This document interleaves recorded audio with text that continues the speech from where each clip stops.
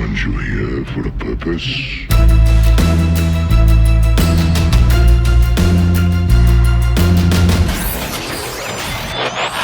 TransformYourGame.net. Welcome one, welcome all, welcome back to the 20th episode of the Transform Your Game podcast. My name is Richard, and I get to be your host and moderator here. Alongside me are my three savvy co-hosts that are more than meets the eye, Kent. Wait a minute. I'm a reasonable guy, but I've just experienced some very unreasonable things. Kai. Exodia! Obliterate! And Joel. Hey there. Thank you for joining us. We're actually in the third and final episode of our three-part mini-series on deck building and settled metagames, getting to relive some of the short yet glorious history of the Transformers TCG organized play that we know and we love. 2 weeks ago, we covered the earlier waves, not really 1 so much, but 2 and 3.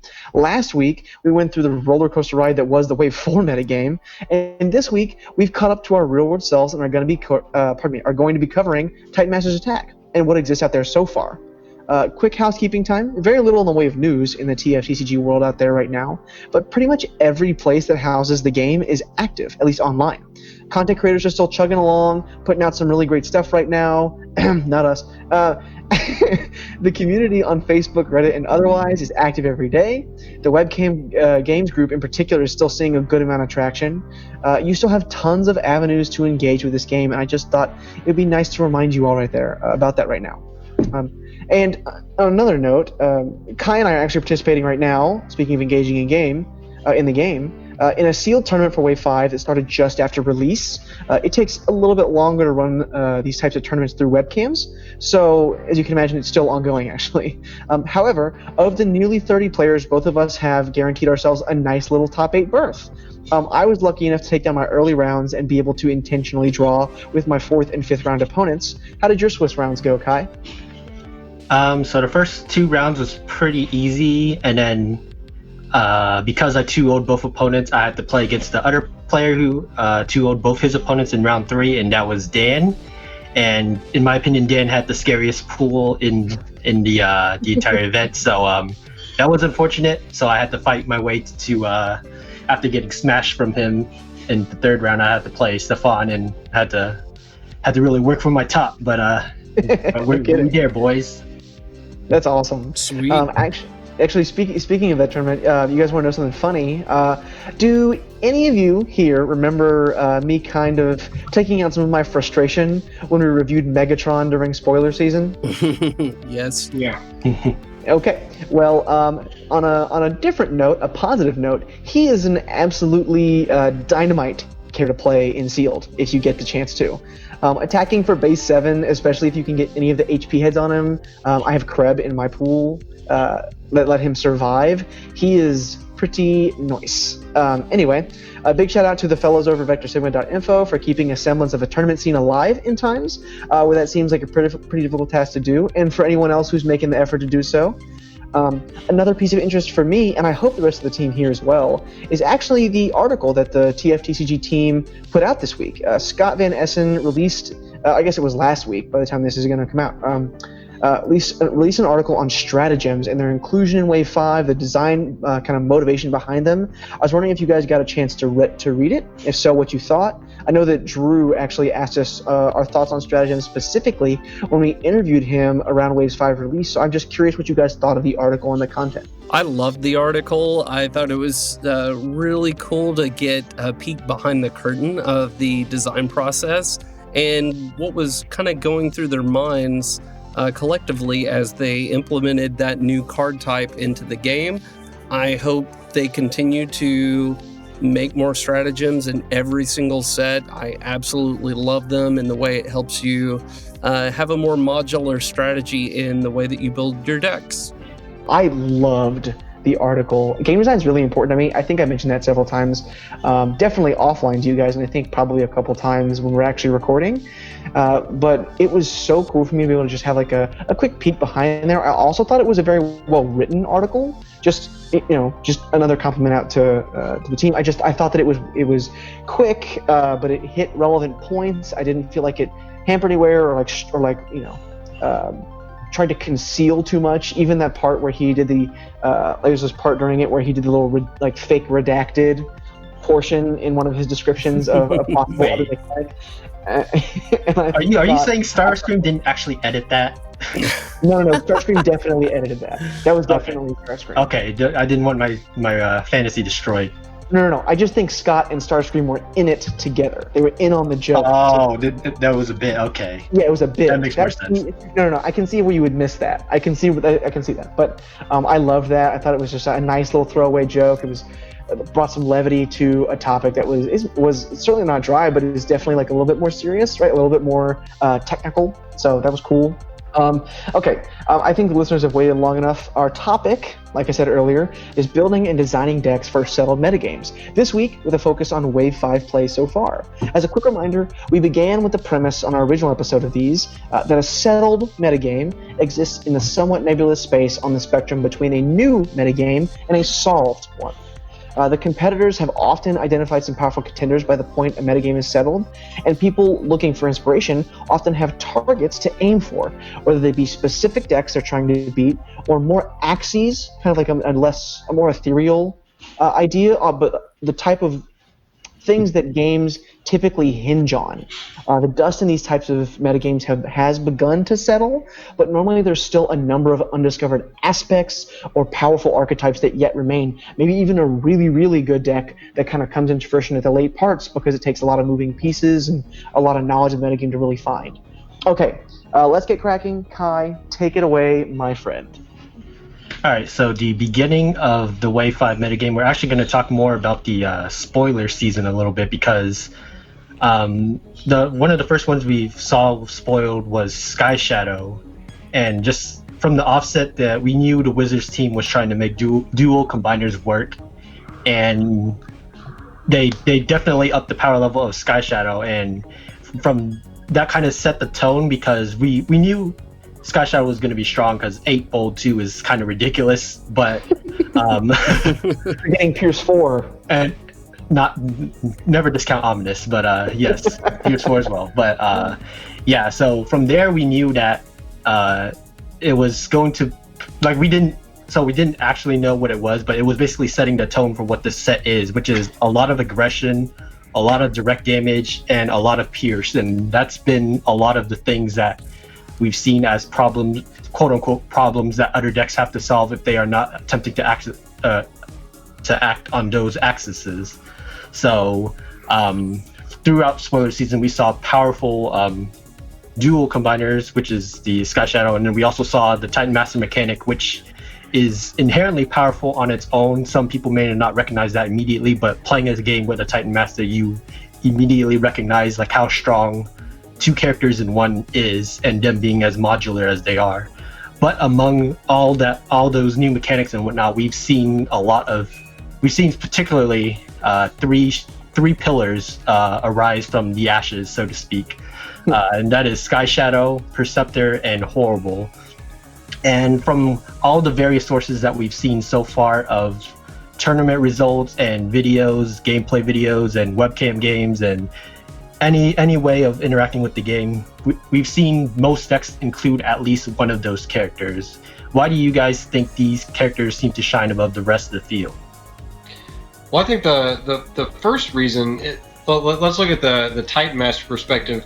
Like think who's normally going with Horri-bull or Perceptor. You know, you've got Grax going with them. Usually, it depends on the lineup, obviously, what you can fit. But like, let's just think about Horri-bull.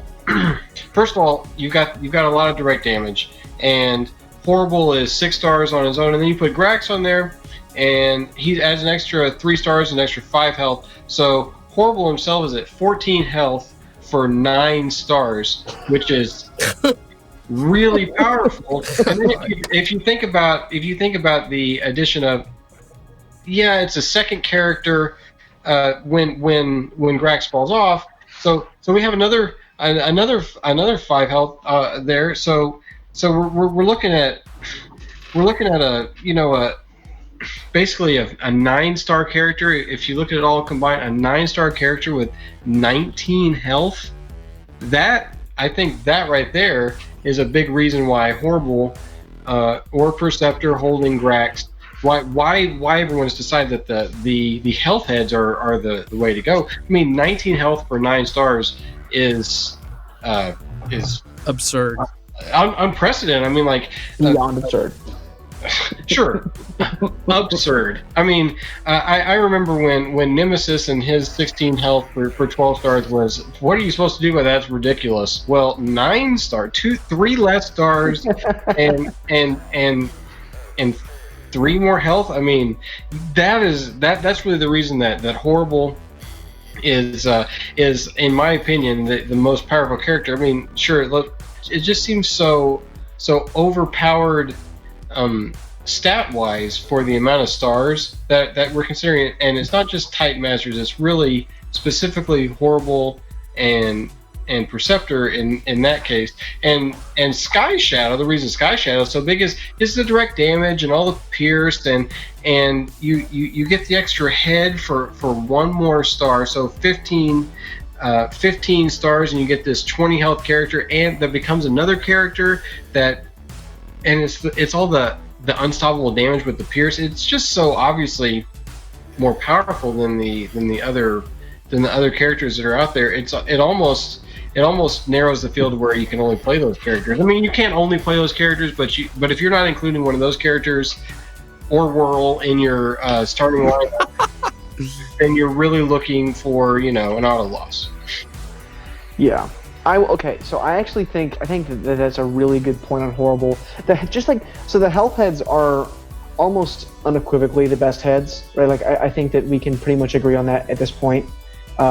Basically, any Titan Master, if you take the average number of health points that are actually given to a character at a certain number of stars in the middle of the spectrum, 8, 9, 10, 11, 12, then if you add one of the health heads, especially Kreb or Grax, onto them, then you retabulate like the actual number of health points they have per star, the efficiency there is just astronomically higher than anything else we've ever seen, on top of the fact that additional health that the smaller character has when they pop off, that there's a stopgap for like in the middle, I guess towards the back end of that actual total health pool, so that your opponent can't even, if they have some ridiculous attack where they combo off with a Thundercracker and attack you for 30, right? Like they still won't be able to trample over or actually like accomplish dealing with all of your health pool all at once. You'll still have another person left, a smaller bot, a less relevant attacker in most cases outside of Grax, because he's got 4 attack for some reason.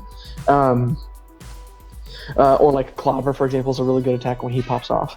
But I'm just saying, like, that is a piece of the equation, is so relevant in so many games, because one of the things it helps you do, that stopgap does, is it helps you manufacture width. We've talked, particularly me, we've hammered home the point of how king width is, because combat is a resource in the Transformers TCG. All right, so we've talked about how important like the width of your team, the number of characters that are actually relevant attackers, is to any particular game. We've talked about the fact that in this wave, you can't be a blue deck without at least 2 relevant attackers in your lineup, or you're just not going to be able to race people, right? So like these are things that you have to be able to consider constantly, right? Like, so you're functionally manufacturing width in a blue lineup if you have multiple relevant attackers, because you're not just making the game all about your one attack with your big guy. You have multiple big guys who are relevant. So each wheel turn, you're basically attacking with more relevant guys. You're averaging a higher damage output, right? I think the reason that Sky Shadow is so good, since Joel hit home with horri-bull, I figured I would go with Sky Shadow, and we'll just leave Perceptor up to you, Kent, after me. But I think one of the reasons that Sky Shadow is so good is that he is the epitome, I think it's a he is the epitome of the idea of manufacturing width. The duo combiners, or the duo cons, whatever we call them, like all of them have the clause that when they combine, they come in untapped, right? So you're getting an extra untapped character out of that.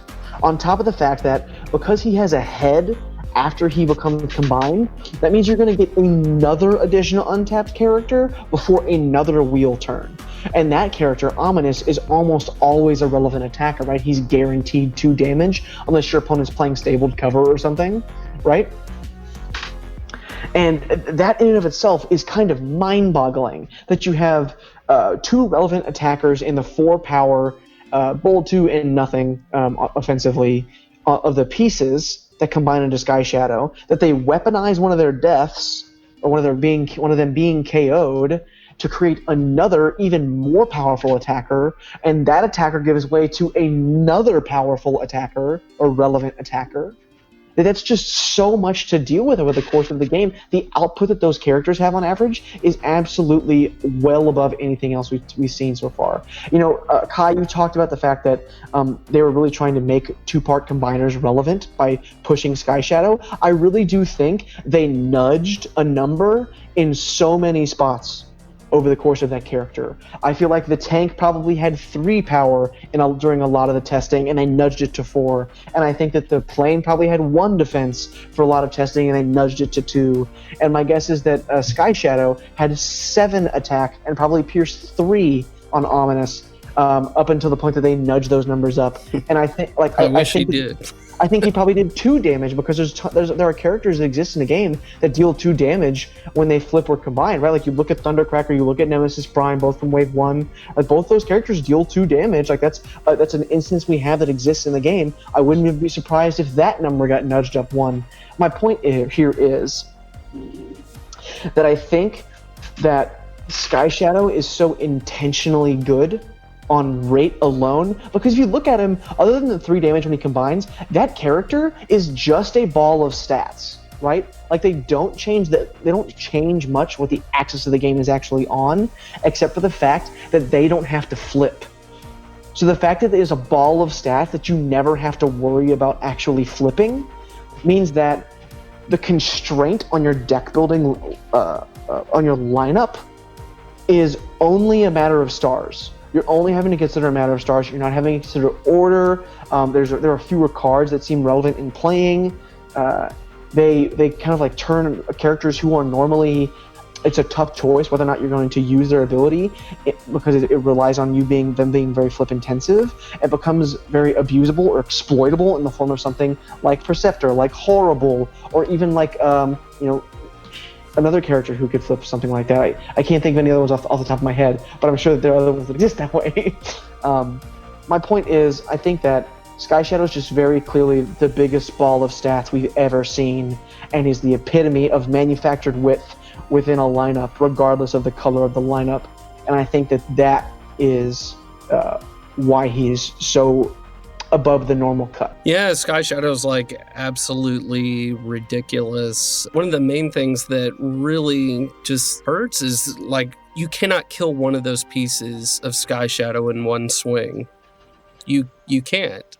So you're gonna probably go into him, twice. Like, hey, let's say you're playing Pounce, and here's a weapon on Pounce, here's a secret action, and even if they're playing Sky Shadow in an orange-black shell, like the Sky Bull deck, you're only attacking for 9. You still can't take out one of those pieces, even with that big of an attack. That's part of the problem with that character, is the defense of the inherent pieces, and the bold 2 on the Sky Shadow plane is like really crazy when you consider like, hey, you're playing Horri-bull in the same deck, almost every card is black and orange, and like, hey, I'm doing all this free damage with Horri-bull, and now like here's a bunch of Pierce coming at you from Sky Shadow. Let's break it down. Here's Horri-bull. All right, let's Cammy and Crash you for 3. Awesome. Here is now a Fusion Borer on the plane.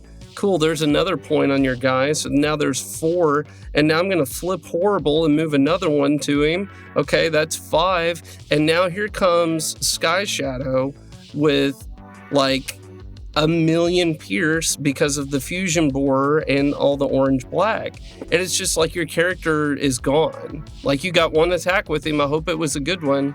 Yeah. Like, that's just, it's almost impossible to overcome that. And since that deck has become so popularized, and Richard, I absolutely think that you were the first person to find that deck during spoiler season. And you told us then, like, you thought it was the best deck, and it didn't take us very long to go, yep, I think you're right. But now everyone knows, and it wasn't hard to figure out for people. It was not hard to figure at all. And now it's everywhere. And now it's Mirror Match, Sky Shadow Horri-bull. Well, now it's just who drew Peace Through Tyranny. And that's... I don't know. I think this game in Wave 4 was so incredible. That meta was fantastic, and this meta seems very funneled down to the three pillars that we're talking about, Sky Shadow, Perceptor, and Horri-bull. I think we've been saying that for over 2 months now on the podcast. Like, every game you sit down at a tournament, you're going to play against one of those three characters or more. It will be in your opponent's deck every single round. And yeah, that especially as you go into the later rounds with the winning record. That's a little concerning for me. But let's talk about Perceptor for a minute. Like, I really, really love this card. Very well thought out, well designed. Just the fact that now you can play with fewer copies of certain cards in your deck, and you just have this incredible search engine to find them. And it is like a real, test of skill to play this card properly, both for you and your opponent. One of the big concerns about Perceptor is just how much time it adds to the game. For your opponent to look at the piles, for you to look at the piles and make a decision quick. This also means that you're shuffling your deck more often. You're usually putting him with a health head, of course, and Sky Shadow because, hey, why the heck not, right? Now you can play against Horri-bull if you don't want to go the direct damage route. Maybe you go the Perceptor route, and now you can search for your Peace Through Tyranny and just grab it, which can give you an edge, but it seems like it's just a different flavor of the same deck. Kind of like the 3 Titans, Horri-bull, Fangry, Quake. Like, that's just, 95% of the cards in that deck are the exact same as Sky Shadow Horri-bull. And as we were talking before the cast, Richard, you said, is it even that different of a deck at that point? And it's like, not really. Yeah, those 3 cards are on a different level than everything else in this set and almost everything else that's come before them. I feel like Wave 5 has this incredible amount of diversity and how your game plan can be modular and all that. And then it's all stifled because it's hard to play Autobots, which we'll get to later. And these 3 characters are so powerful that you would almost be foolish not to play with at least one of them, which makes all the decks kind of in the metagame just feel very samey. Well, most of those decks that Ken's talking about are building their decks around an orange-black kind of base as far as like the battle deck is concerned, and I think that really sprung from the end of the Wave 4 metagame, like we were talking about last time with the Burgos Bold deck, because there were so many orange-black cards in that deck that were just terrible cards, unplayable garbage. I couldn't believe when I saw that deck list. It was terrible. What's the mercenary card that it was playing that it had no mercenaries? Opportune Repairs. The battle deck, the battle deck as far as like playability is just complete trash. Seriously, I couldn't believe how well it worked, and just playing that first time, I was like, man, I cannot believe that this pile of junk works, but it works so well. Like you didn't even need to play cards. It was basically just hope for composite armor to put on Demolisher and supercharge or something and just hope for the best. But with Wave 5, there was so much other so many other cards added in that are totally playable. Mag Ray, Precision Fire, Escape Capsule to a certain extent, depending on the build. That card could be just as useless as I forgot what you just said. It still gives +1 attack, and you can play it on anybody. You don't have to play it on a body. That's true. It's not quite as useless, but still terrible if you were just sort of playing it in there with the inability to play it on one of your characters. However, as we just discussed, you're not going to play a deck that doesn't have Perceptor or Horrible or Sky Shadow or a combination of those. So it's really good in there. So Orange Black seems to be the way to go right now. Everything is just sort of filtering around that. So my question to you guys is, what kind of style of play do you think Orange Black abundant decks encourage, and what kind of axis of the game do you think wins and losses revolved around in that case? Well, I think it's I like that question, and I think the Burgos Bolt is a perfect example of the concept that we've hammered home on every time we talk about limited, and oftentimes in other casts, right? Which is that combat is kind of like the major resource you manage in this game. I think the way that you flip pips, you're basically managing combat all the time. You're trying to construct your deck in a way where combat is less inconsistent. So, but as far as what those types of decks encourage, right? Like, we've been talking since the early spoilers, the death of Tough, right? So like Tough is so dead, it's hard to even really. I don't think I've put a sparring gear in a deck since like April, maybe even before that. Before then. Yeah, not that I was ever the biggest fan of sparring gear. I'm much more an extra padding guy, but I just like Tough feels so dead to me. I just don't understand how you can construct your deck in a way where you're trying to defend for 6 if you're always going to take 5, no matter what happens. So it's encouraging people to naturally build their decks and slant them more aggressively. I also think the axes the games are hinging around is basically who sees more ways to subvert combat. So if we're talking about orange-black decks kind of like being about guaranteed damage, and they kind of like make combat this foregone conclusion, like every turn your opponent's going to attack you for 6 Pierce 4, right? Or like 6 Pierce 3 or something like along those lines. If that's the minimum they're going to attack you for every single turn, then you can kind of like use your health pools in a way where you can construct it so that, especially because a lot of the direct damage cards are in orange and black colors already, you can slant your attacks in a way where you can build towards your out of combat damage being the thing that KOs one of their crucial characters. You can set it up that way so that you don't have to waste attacks going into the same character over and over again. And you can use these cards that cause damage that's non-attack damage, that subverts combat in order to improve your already really, really solid, oftentimes guaranteed damage combat plan. I think those are the things that like oftentimes we're seeing these revolve around. Orange Black is the meta, and before you take a deck to a tournament, you need to be able to stand your ground against horrible Sky Shadow. That's just that. The fact that Tough is dead, it's strange that they would make the game this way, because that's been a core mechanic for 4 waves, and now it's like it doesn't even exist. Or it exists, but you'd be silly to play it. I'm anxious for Wave 6. Joel was talking about this before the cast. They say that they'll probably have a new pip months and months and months. Last year, maybe, they mentioned that maybe some blue cards with a yellow pip or a pink pip or whatever color it is, and maybe should just stop Pierce, 1 Pierce for every color that you flip of that yellow.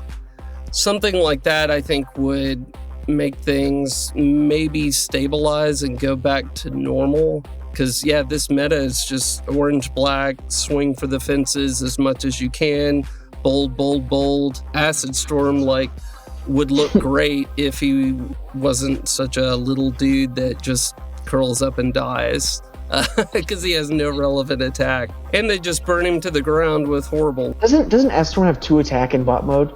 Or is it 3 attack? No, it's 2.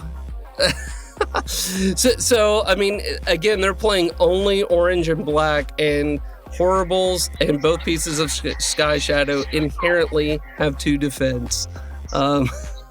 Yeah. So how do you play a blue deck in a meta like this where they're piercing you for 4 or more every single swing and all this direct damage too? I think it's almost impossible. Early on, I said Holomatter Projector is going to be one of the defining cards of this set. What's happened is, as more people have started main decking Holomatter Projector, more bashing shields have gone into the Horri-bull Sky Shadow deck. Let's say you have 2 Holomatters and they have 2 bashing shields. Who's going to see it first? Probably them, because they have inherent tough 2 and bold 2 on their 2 Sky Shadow pieces.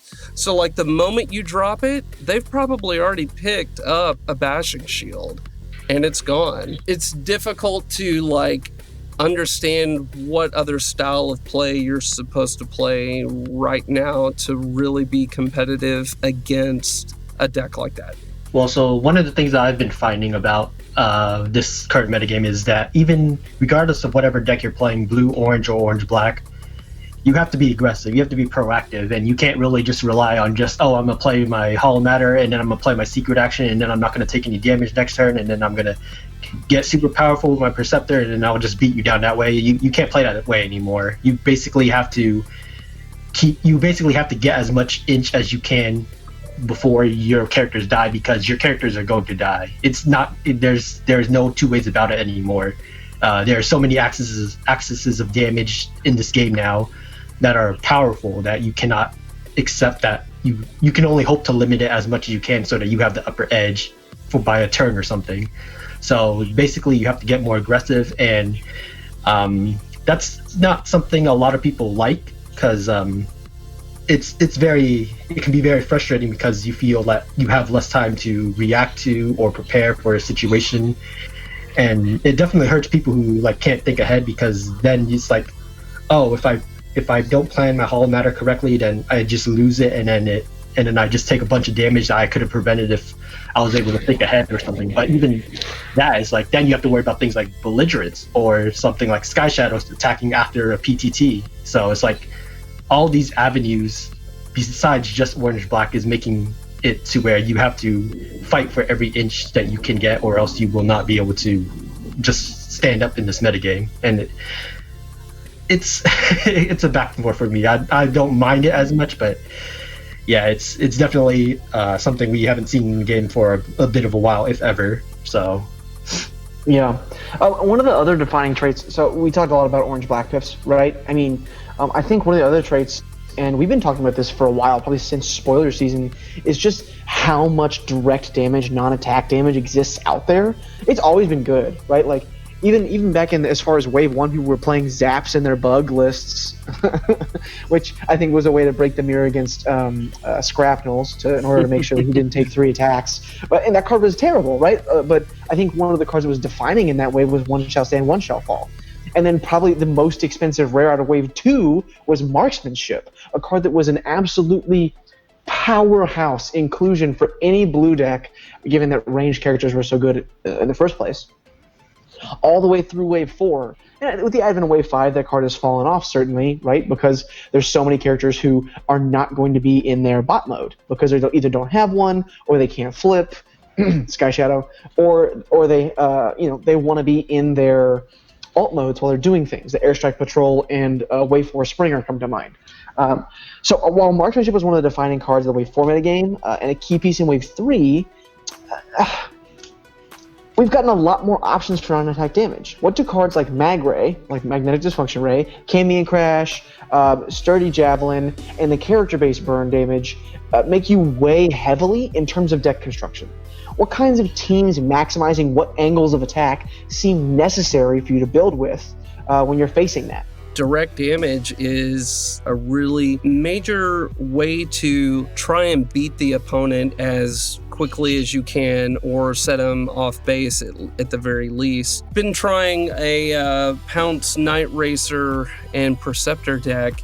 You're trying to play stable cover and take cover to minimize the pierce and direct damage. And Holomatter, even with that, and even with digging for more secret actions and making Perceptor bigger and playing those secret actions to make Pounce bigger, like it just feels like it's not enough. When I saw Night Racer, I like absolutely fell in love with her. I was like, yes, I love blue. And then Pounce, it's like, great, relevant attacker and perceptor. Okay, he's going to get super crazy big eventually and can help you, dig for what you need.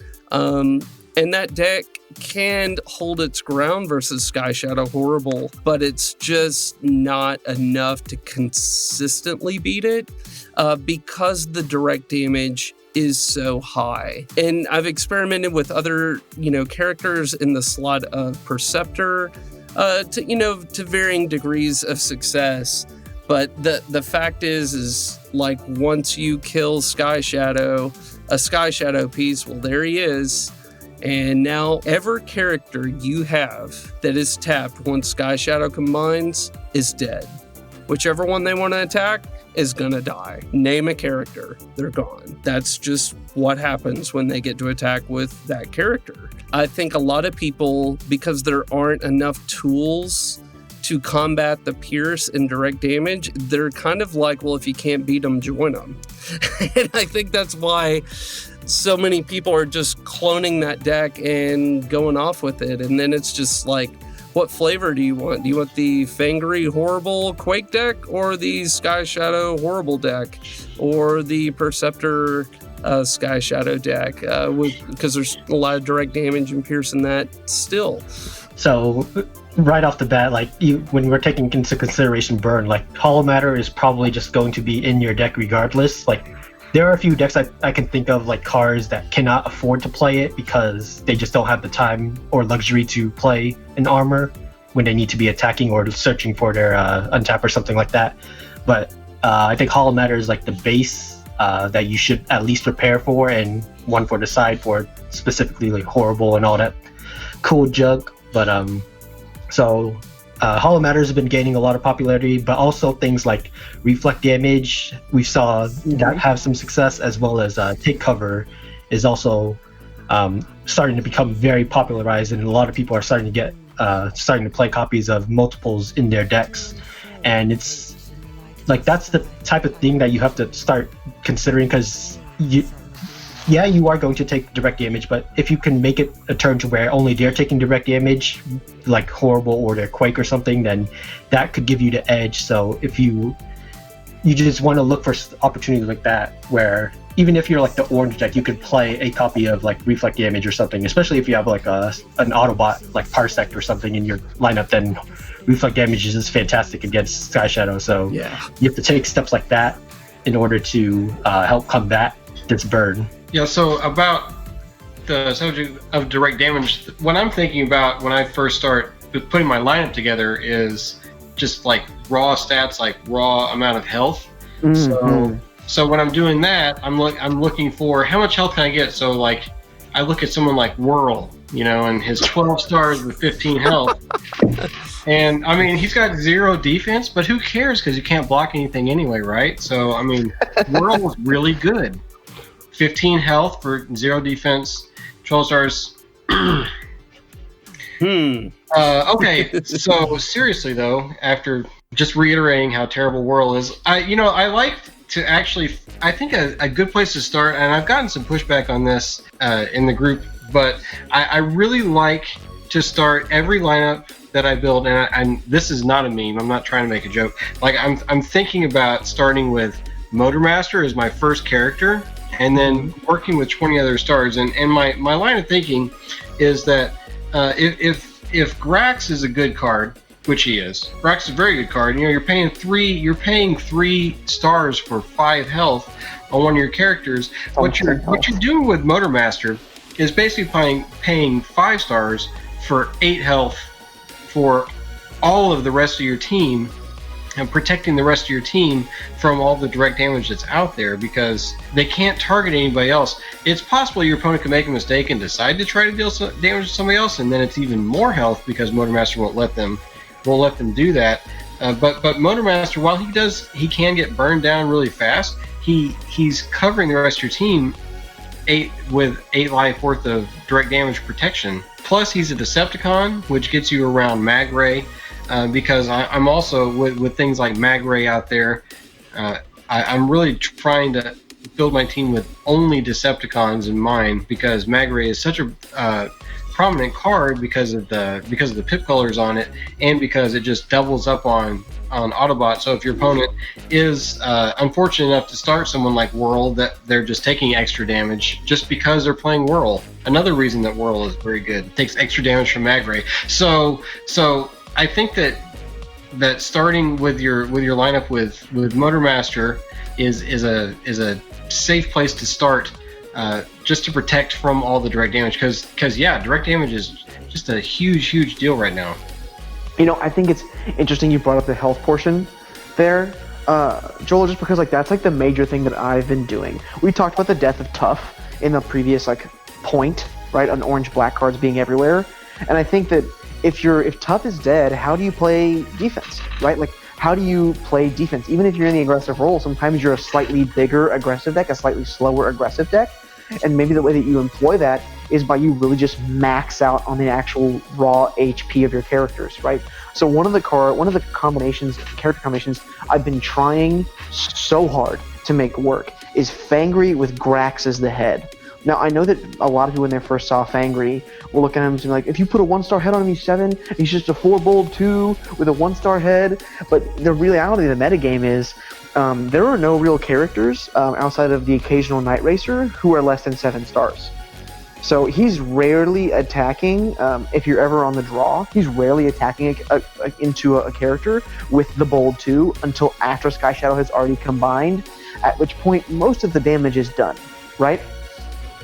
So if looking at the other attributes that Fangry has as a character, for 6 stars, he already has 11 health. That means if you put a Grax on him, for 9 stars, you're getting 16 raw health with 2 defense, no matter which mode he's in, and you're getting the 5 additional health after the stopgap on Grax, and you're not losing a point of attack when that happens. You're still going to be 4 attack, which is really important.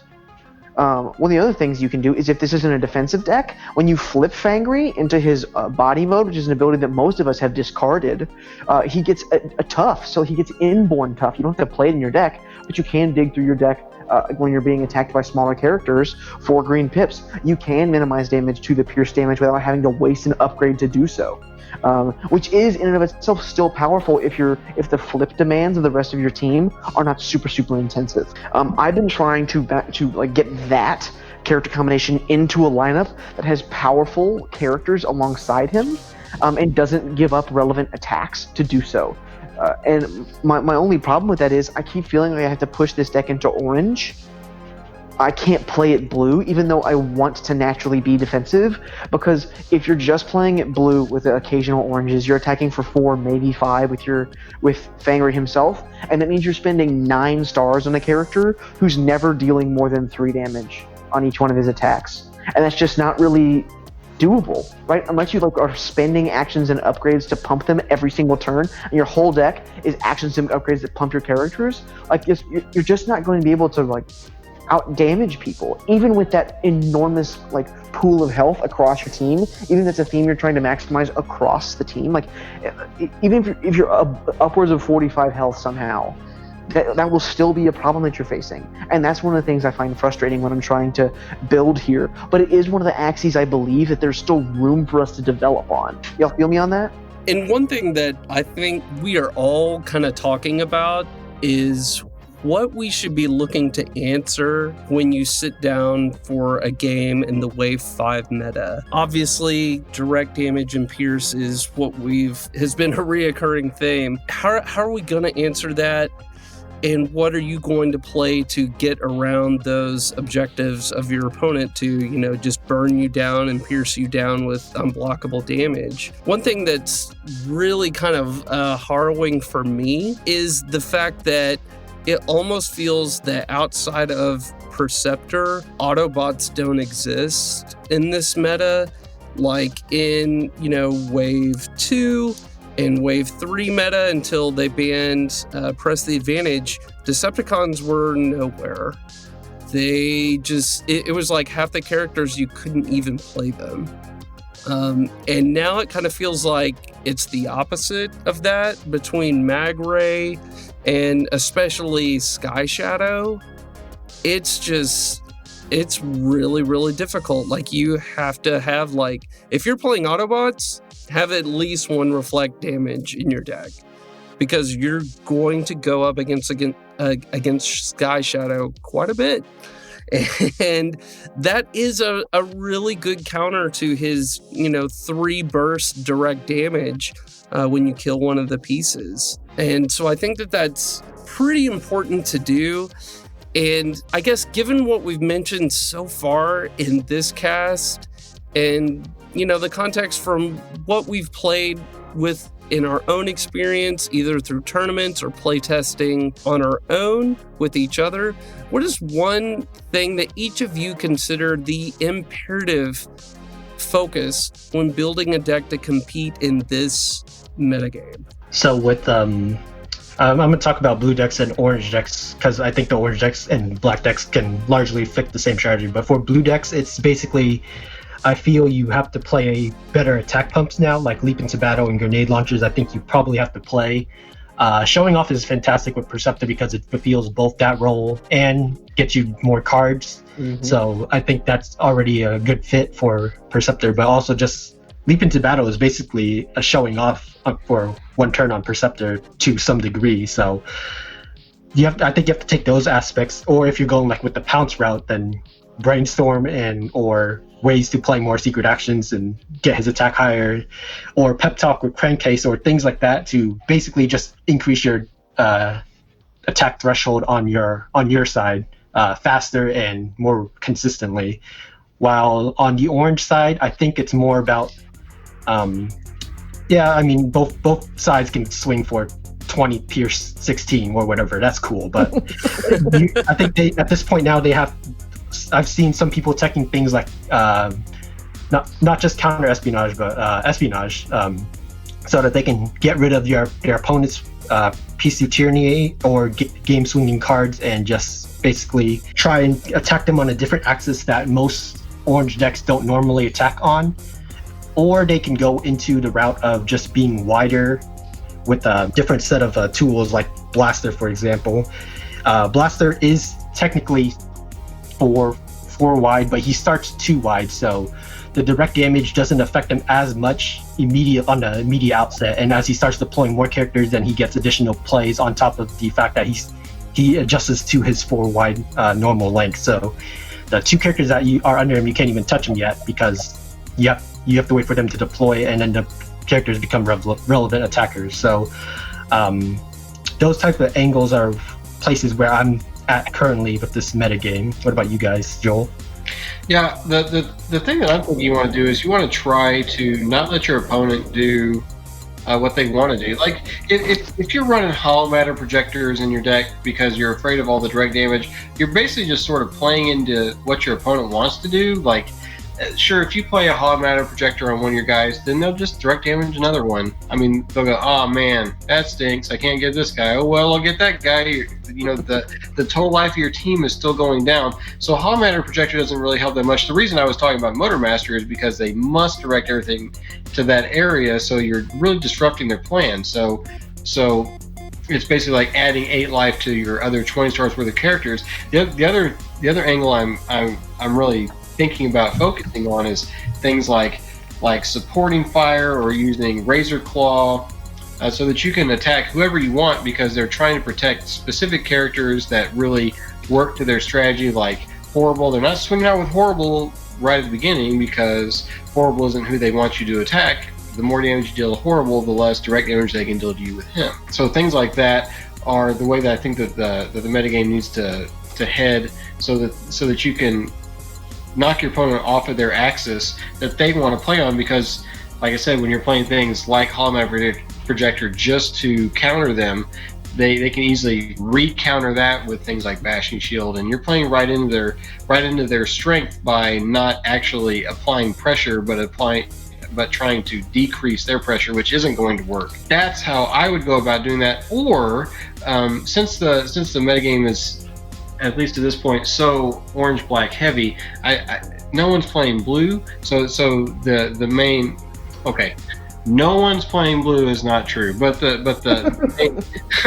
the main focus is on the black and orange. And if you're trying to beat a deck that's focused on the black to beat all the blue, which doesn't even really exist in the metagame. If you're going super heavy on the orange, then you're going to overpower them as far as attack power is concerned, which goes back to like my original article with Fangry, which actually now that the rules updates are out doesn't quite work the same as we had thought. No. I believe Parsec was the head that I put on Fangry, so it wouldn't actually work with Villainous Spotlight, but that's okay. You can adjust it just a little bit. Like Crab. Yeah, just change the head and lose one bold. Not that big of a deal. Plus, hey, you're less susceptible to Mag Ray because you don't have Parsec on your head or as your head. So anyway, yeah, just like uber aggressive or strategies that don't concern yourself too much with what you like, not trying to play your opponent's game, because when you play your opponent's game, that's what they're trying to do, so you're gonna lose. I'd say the thing that I think is imperative to focus on is build a proactive game plan. Kai said this really well earlier when he talked about the fact that for him it's not so much a problem as it is a shift, whereas for me it's a little bit more of a problem because I really do appreciate the dirtily style decks. But there just is not time for you to sit there and slowly come up with a game plan.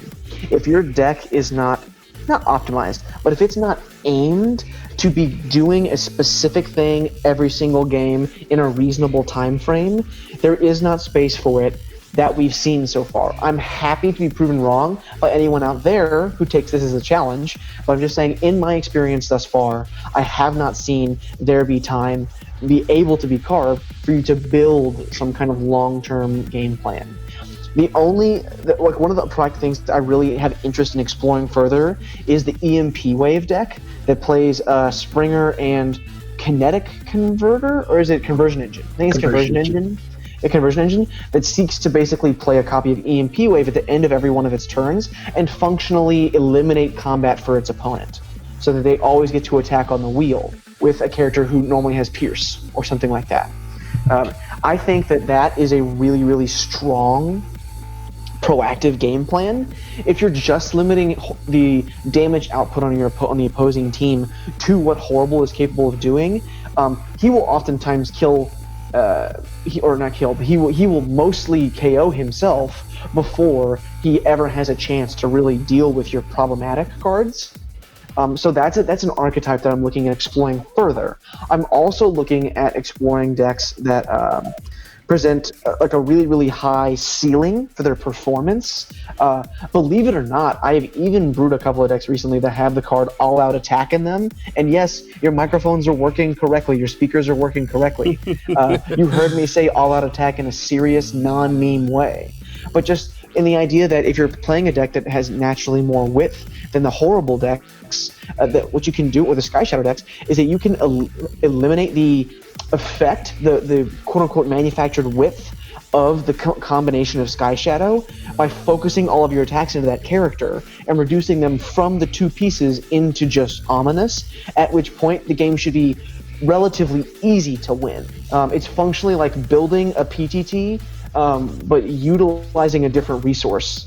You still get to play PTT in your decks, but I'm just saying, like, I think that is something that is powerful enough to consider, because the ceiling on the performance is so high that if you can construct your deck in a way to minimize the floor, that having a proactive idea in mind as a larger game plan is where you can earn an edge, and those are the types of things I'm looking at investigating when it comes to attacking this metagame.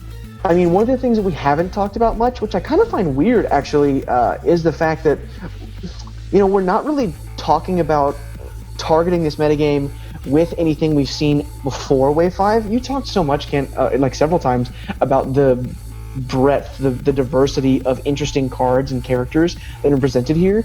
But Wave 4 had a ton of powerful archetypes. Even Wave 3 had some really good ones that, like, I don't know, maybe those were things worth revisiting. Maybe those are angles we're supposed to be taking when it comes to, hitting this wave, what we've seen so far.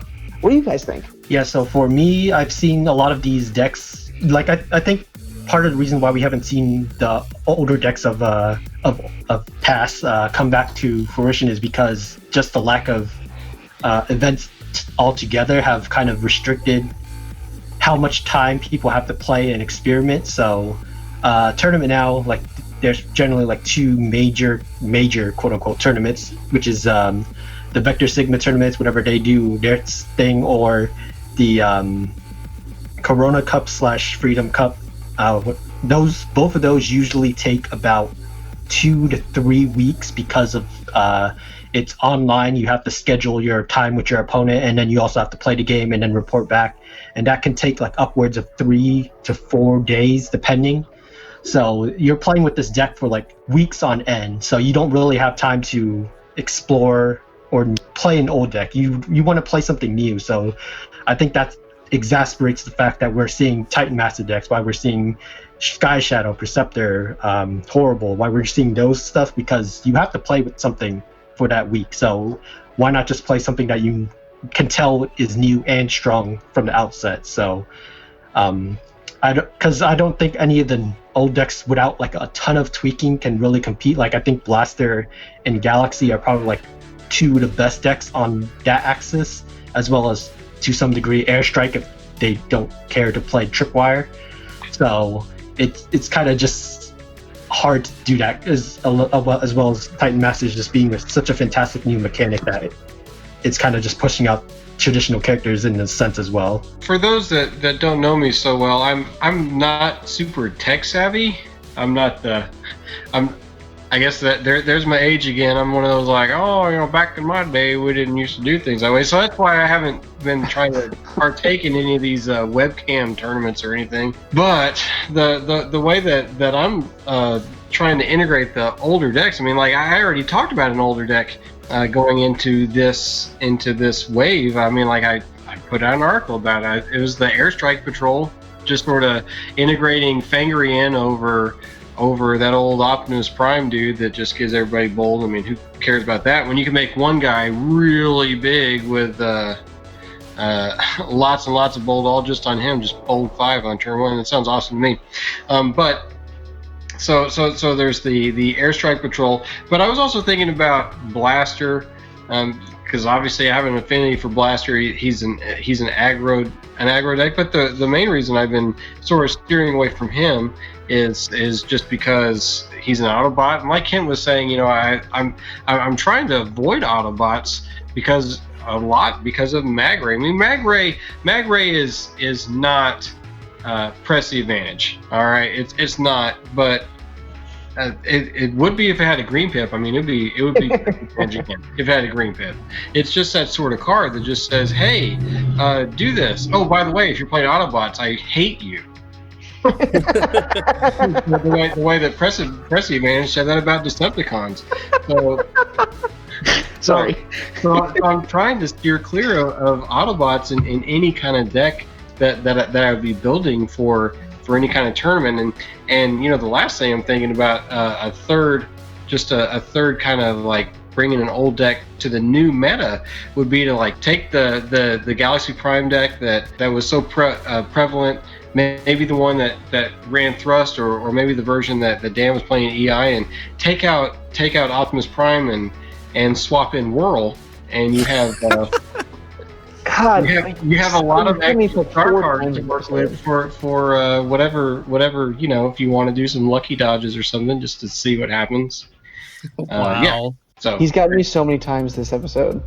He has. Oh my gosh. I think, Joel, you make a lot of good points. Whirl, right? Whirl's the good point. No, literally every other one besides that. Okay. But what I was trying to say was, I think that blasters are a reasonable choice, but I also just have such an enormous hesitance to play Autobots. Like, it seems as though they're actively discouraging Autobots. And to be fair, I think that a lot of the older dominant archetypes had at least one or more Autobots. And the problem is, playing one Autobot in a format where Sky Shadow is one of the predominant pieces, where Magre is one of the predominant cards, means that you're just opening yourself up to functionally starting with, on average, like 4 less health every single game. 4 to 5 less health than what is printed on your actual card, because it costs the people playing those characters nothing, really, for them to actually get that added value. It costs them nothing. It's just imposing a deck building restriction on their opponents, which I think is really interesting from a design perspective if you don't push the power level too far. If you look at like every major archetype, with the exception of Bugs and Airstrike Patrol, even some of the Airstrike Patrol decks, they all have one or more Autobots, right? Like even as far back as like Wave 1, right? Like you had Cars and Dinobots and Double Primes and 3-Wide Prime and you had Bugs, right? Like outside of Bugs, like all of those decks feature at least one Autobot, like as a centerpiece to what they're doing. Right? If you look at Wave 2, you have Aerial Bots as one of the things that rise up, and then not really so much outside of that. But Aerial Bots is an all Autobots deck. Can you imagine playing Aerial Bots, side note, into Magre? Can you just imagine that? They just play Magre one time and your whole team explodes into dust. Those cards haven't been playable in a while. My point is just I can't even fathom trying to combat something with that. Or if you look at Wave 3, you have the Rise of Cars as one of the things. You have Rise of Blaster. The only deck that in Wave 3 that like wouldn't really be susceptible to like the onslaught of Autobot hate right now is, funnily enough, Major Shockwave, who face press the advantage, and then like again Bugs, which is also relevant at the very end there. And you go to Wave 4, you know, some of the biggest decks were a Galaxy Prime, who, for the most part, I don't know. I think that deck probably has real legs in this format, just because of the fact that it was focusing on maximizing health anyway, and that's one of the things we talked about doing to potentially combat this metagame. So my guess is that Galaxy Prime decks have legs. They just need to be like tuned or tweaked, or they have a couple cards they should be playing if they aren't. I'd be very interested in trying to iterate on that deck. Actually, I think talking through just this cast, I have a little bit more inspiration to build there. And I think Jetfire, we talked about the death of Jetfire, I think, when, like on several episodes, because the low health total means you just can't combat Pierce, you can't combat direct damage, you can't be either part of that, and that's both of those things are prevalent. If what they're trying to do is make the Wave 5 metagame look different from previous metagames by excluding Autobot centerpiece decks from being among the top contenders, with the exception of the absolute powerhouse that is Perceptor, then these are cards that are really healthy for the goal, the stated goal, if that's what the goal is. But I think that my hesitance to try so many of these older archetypes is hinging upon the fact that there's an Autobot, and once you're playing an Autobot, you have to, like, there's too many other concessions you have to make to try and make up for it. Back to what Joel was saying about Magre is not press the advantage. If they draw it, it is. It's that bad. What I think is the real press the advantage is Sky Shadow, because that guy will deal 3 every single game unless you have a reflect damage or a holomatter. That's about all that stops it. Take cover doesn't stop it because it's only direct damage that your opponent does on their turn. When you kill Sky Shadow, it is your turn. I mean, I've had to point that out to a couple people online when we've played webcam games. I would like to try Galaxy Prime with Motormaster and either Night Racer or Flame War. Something like that. I think has potential. Don't sleep on Motormaster. Everybody knows I love that card. And he could be very, very important. If you could get a holomatter to stick on him and then play secret actions, maybe such as stable cover or hiding spots so they can't just pierce him down, because before you get that holomatter on him, they are gonna like shoot him a couple times. I mean, guaranteed. So now you just have to, well, how am I gonna stop Pierce 5 on him? Because that's gonna kill him right away. Hey, maybe you're playing team up tactics, I don't know, to heal him up. And hey, Night Racer is a car, and Optimus and Motormaster are trucks, so you do get some options there. I'm not saying that is the way to go, but it had crossed my mind. I think if we see in Wave 6 a pip that prevents Pierce that can be on some blue cards as well, I think Jetfire might be able to return. I would love to see that, because that was such a fun and creative and cool deck to play that just, it cannot do anything now. Well, after that pretty heavy strategy discussion, and by the way, guys, I think you all made some great points, so thanks for contributing here. I felt like we should get to one of our lovely viewer questions. It's been a minute since we've done one of these. This week's comes from Rob Clark, actually, and he asks, do you think we'll see a rotation next year to get rid of cards that are obviously extra powerful, or just, quote-unquote, for the pips without an outright ban?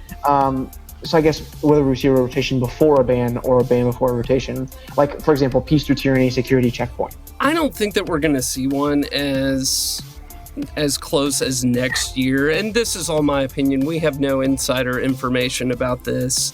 I understand, like, people wanting Peace Through Tyranny to go away. I do too.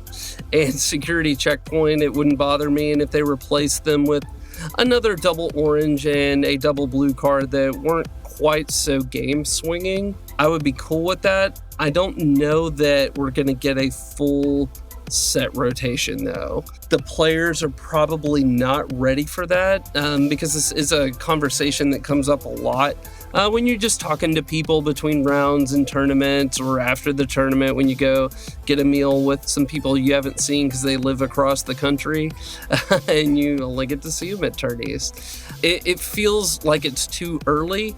And something else maybe to mention here is another game that I play that I've gotten really into during this whole quarantine thing is Vampire the Eternal Struggle, which plays a lot like Transformers. Oh my goodness, it is very, very, very, very, very similar. It's way too long-winded, though. The games take a long time. It's not quite as refined and streamlined as Transformers. But what's interesting about that game is it's been out since 1996. It's got a zillion expansions, and there's never been a rotation. Never. They have banned a few cards here and there, but there's never been a rotation. So that begs the question, do we ever get a rotation, and do we even want one? I think for a lot of games like Magic, I think it's critical that game has rotation. Keeps the games fresh and alive. I would be cool with rotation for this game. I think it will probably follow in Magic's footsteps and be better for it. But also know that there's other games out there that never have rotation at all and have been pretty okay with that too. Yeah, I can think of one example of a trading card game that that doesn't rotate, or card game on motorcycles, depending on how you want to look at it. But wow. All jokes aside, the only fact we know is rotation. We will not see that this year. That's the only thing we know. And realistically, that if there was a rotation for next year, whenever it's pushed back because of circumstances, so to speak. But yeah, I don't think we'll see a ban unless like the next new mechanics take even more advantage of Peace Through Tyranny, or like Six Shot is a Six Shot that I'm thinking of, the one that turns into like six things. Yes, I think Six Shot turns into he's a one-man army. Like that'll probably be a 25-star character because he's known as a one-bot army. Right, like something like that. Like any like character down the line that is known to be powerful, that gets even more powerful through Peace Through Tyranny. I think we may see a ban then, but taking just this metagame now, I think we're more likely to see a rotation than a ban of either of those cards, because they would have to make new double pip cards that are nowhere near as powerful as take an extra turn or just lose your entire hand turn one. So yeah, I don't think there's any chance that there's going to be a rotation anytime soon, especially since everything got pushed back because of the pandemic. So I mean, we would probably have half a set of Wave 6 spoilers by this point if everything didn't get pushed back. And there's not Wave 6 isn't even anywhere on the horizon as far as I know. Not, again, like Kit said, not that I have any inside information. So I don't think that there's any chance that there's a rotation coming anytime soon. I think that at some point there has to be rotation, unless they're going to continue to print every card. Because at some point, if the game were to get larger or had been going on for so long, like what Kent was saying about a game from 1996, that's unbelievable. You can't get new players coming to a game that's been out for 24 years and hope to be competitive players if cards have been out of print for 23 years or 22 years or something like that. I know everyone feels like there's just so much Wave 1 out there.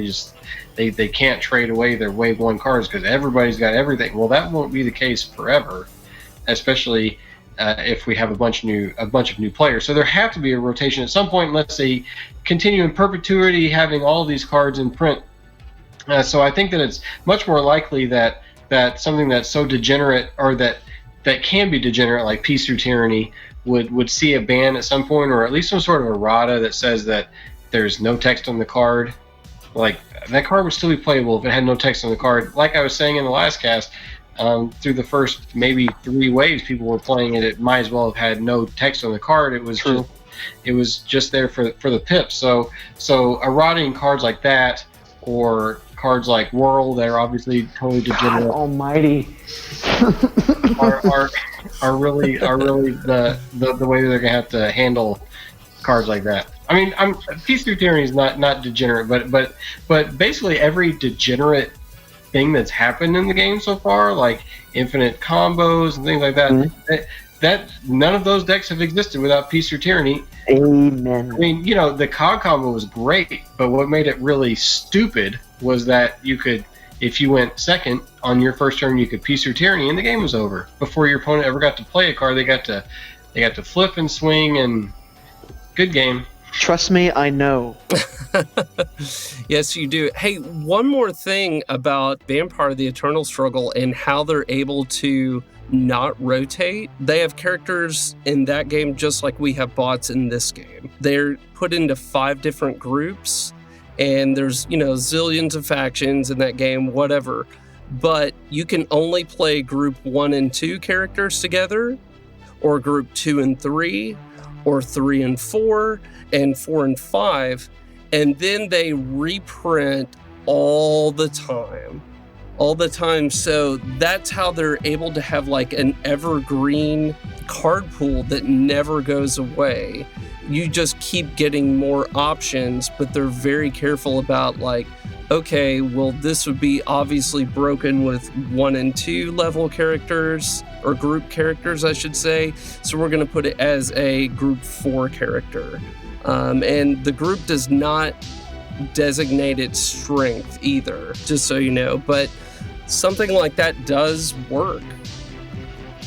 So I think that one of the things you're illustrating here, Kent, is that while Vampire, which is a game I've not played, so just for those listening, I don't have like quite as extensive an information base about it. While it doesn't rotate, it does have another governor that is kind of it's not a glass ceiling, but it's something along those lines. Yes. It's intended to help curb the absolute power level of any one particular deck.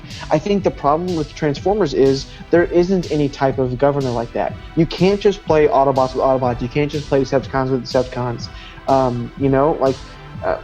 There's not a governor on those cards. There might be a governor that they can put on some of the battle cards, but I think that what we've seen is there's been a power creep, not every set, right? Because 1 to 2 is kind of, I think we can all agree here, is the lowest power level set, and it's not really close, right? Like it gave us. I don't know. I kind of would say Siege 1, but that's just me. Okay, I guess Siege 1 is only, for me, only barely above them, but then like 4 is hugely powerful. Yeah. And I think 4 took took some of the cards from 3 and made them better too. And then I also think Wave 5 is like, I think we can all agree on this at this point. 5 is the most powerful set we've seen, in our opinion, our estimation, our experience. And so if power creep is going to continue, I'm much more concerned long run that a game ends up like Yu-Gi-Oh does, with a difficult to manage, constantly updating variable banned and restricted list, then I am worried that rotation is the type of thing that loses players. I think the stats don't bear that out as much as people are afraid that it is the case. And I think that the game does need some kind of governor in the long run. That said, like Kai mentioned, the only thing we know is that there's not going to be one this year. And like Joel mentioned, things have been pushed back. I would not be shocked if things being pushed back also means any potential rotation they had in mind got pushed back. We might not get a rotation next year, you know? Like, who knows when Wave 6 is going to come out? Hopefully sooner rather than later. I would love to see Wave 6 at any particular point. Yeah, me too. And if any of the WotC team is out there listening, we'd also love spoilers from Wave 6 if you are feeling generous. Yes. A new world stratagem that makes it great. But if they A put in a world helicopter stratagem, that's all we need. A really good helicopter stratagem, right? Joel, I'll make you a deal. Right? If they ever print a really good world, you have to play it in a competitive tournament. And if they ever print a really good Megatron, I have to play it in a competitive tournament. They already printed a really good world. I'm gonna play it. All right. I believe that brings us to the close of episode 20 of the Transforming Game podcast. I just wanted to give voice to how much we appreciate all of you out there in the ether listening, whatever platform you're on. You can find our other episodes and more down the line on YouTube, SoundCloud, iTunes, Spotify, or wherever your podcast needs get met. There will certainly be some links in the description to help you out in finding that stuff. And if you found the input and information here valuable, you can find more strategy, analysis, tournament reports, and more like it at transformingthegame.net. We look forward to being back to speak to all y'all next week, but until that time, clear eyes, lip bots, can't lose.